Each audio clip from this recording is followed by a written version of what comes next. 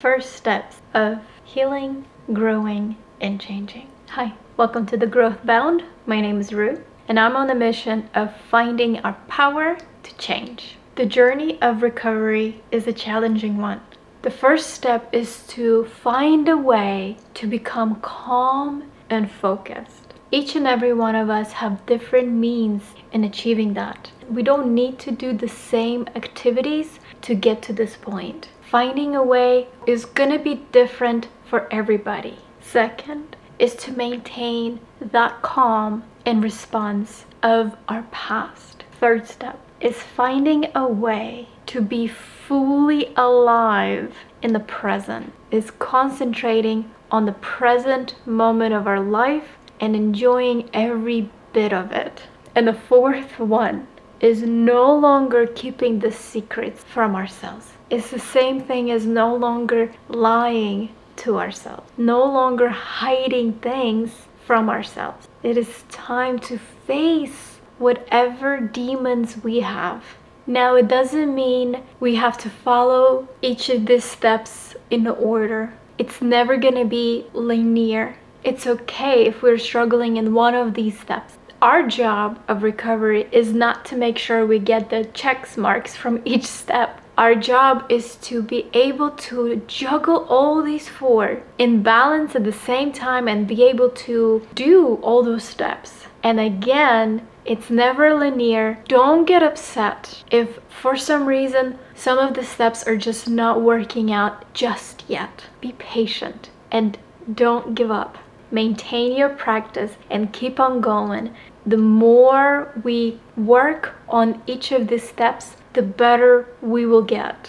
Some of the activities we can do to help us in the recovery journey. First, we have to face it. This is, I would say, one of the hardest things to do is facing it. Many of us are afraid to face it. Many of us living in such secrets from ourselves that we don't even know what we're gonna face, that we don't even know that we have to face something.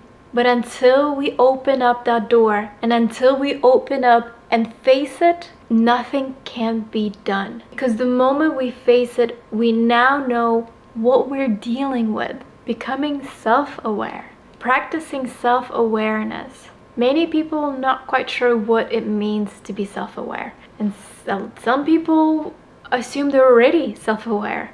But when you ask them more questions, it's surprising to find out that a lot of people are actually not self-aware. Self-aware is becoming attuned to our own self, who we are, what we are, where we're going, what we want, what do we need, how are we feeling in this moment, what caused us to feel this in that moment. Most of us living in more of like an automatic trend state. Becoming self-aware is teaching us to learn about ourselves and find out what we want, find out who we are, learning to breathe. Breath work is a miracle.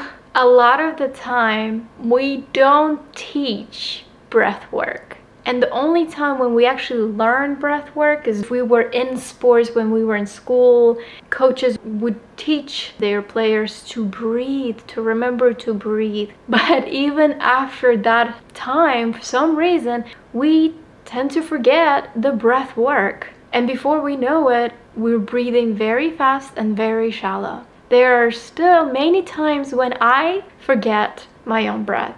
And I have to remind myself to breathe deep, continue to move.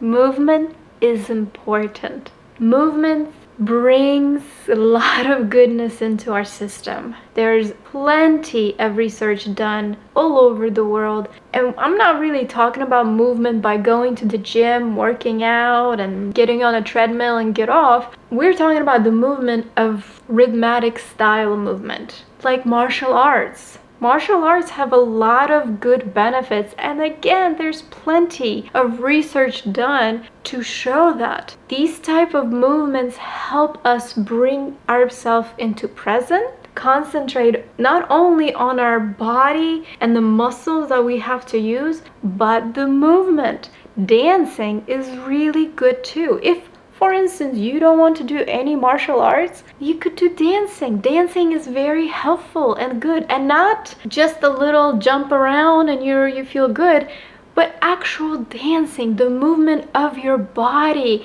the way to twist, the way to turn, teaching your body to do that movement, to feel your muscles, to remember and concentrate on the movements and dictate your body how to move. Another thing, yoga is also really good. Yoga is slow stretch of a body, but also work with muscles. And as you do any positions in yoga, you are aware of those positions and you become aware of your muscles, how to make this pose, how to stand in this pose. And it helps you to concentrate on the present, concentrate on your body, concentrate on the movement, and breathing. Practicing mindfulness. What is mindfulness? It's similar to becoming aware, but mindfulness is a bit different. Mindfulness is where we concentrate on the present moment right now. How we're feeling at this moment. How things feel on our skin. How something tastes. That's what mindfulness is. Getting closer to ourselves. Getting closer to our body. Getting closer to our mind. And concentrating only on that. Creating the right bonds. That is also very important because the people you surround yourself with will affect you. They can either help you in your growth or they can hinder it. So having the right friends is important. You want to surround yourself with people who accept you and love you no matter what and don't judge you or bring you down. And if, for instance, you don't have anyone like that at the moment, that's okay. If you must go solo for a little bit, then do so.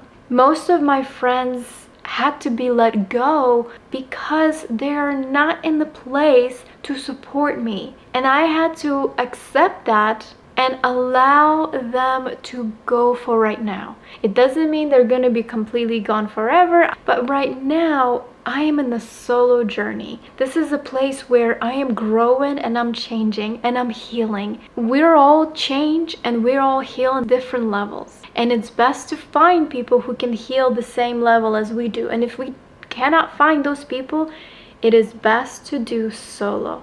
And again, you're not going to be solo forever. It is only temporarily. This temporary moment of our life when we need that quietness so we can concentrate on our recovery. Finding the right help is also very helpful. Help does help.